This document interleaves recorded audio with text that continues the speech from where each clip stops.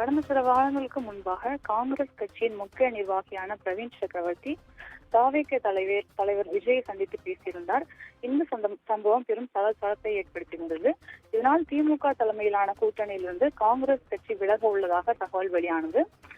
இந்த நிலையில் தமிழ்நாடு காங்கிரஸ் கமிட்டி தலைவர் செல்வ பெருந்தகை செய்தியாளர்களிடம் பேசிய போது, எங்கள் கட்சி பிரச்சனையை நாங்களே பேசி தீர்த்துக் கொள்வோம். தமிழ்நாடு அரசுக்கு எதிராகவோ பாஜகவுக்கு ஆதரவாகவோ யாராவது பேசினால் அந்த புகாரை எங்கள் தலைமையிடம் தெரிவித்து விட்டோம். இது குறித்து அவர்கள் நடவடிக்கை எடுப்பார்கள் என முழுமையாக நம்புகிறோம் என்று கூறியிருந்தார். இந்த நிலையில் காங்கிரஸ் உட்கட்சியில் இந்த விவகாரம் பெரும் சலசலப்பை ஏற்படுத்தியிருக்கிறது. இது தொடர்பாக தான் தற்போது கரூர் எம்பியும் காங்கிரஸ் கட்சி நிர்வாகியுமான ஜோதிபதி எக்ஸ் தளத்தில் பதிவு ஒன்றை வெளியிட்டுள்ளார். அதில் தமிழ்நாடு காங்கிரஸில் நடைபெறும் விஷயங்கள் மிகுந்த கவலை அளிப்பதாக கூறியிருக்கிறார். ஒரு சிலரின் சுயநலத்துக்காக தமிழ்நாடு காங்கிரஸ் கொஞ்சம் கொஞ்சமாக அழிவின் பாதையில் சென்று கொண்டிருக்கிறது என்று அவர் கூறியிருக்கிறார். கொள்கை நிலைப்பாடுகளை அரசியல் செயல்பாடுகளை நீர்த்து போக செய்யும் நாடக முயற்சிகள் மிகுந்த வேதனை அளிப்பதாகவும் ஜோதிமணி கூறியிருக்கிறார்.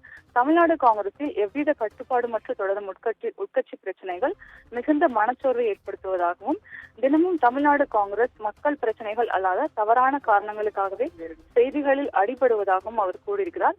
இந்த சூழலில் எதிர்நோக்கியுள்ள தேர்தலை மிக கவனமாக கையாள வேண்டிய பொறுப்பு அனைத்து அரசியல் கட்சிகளுக்கு உள்ளது என்று ஜோதிமணி கூறியிருக்கிறார்.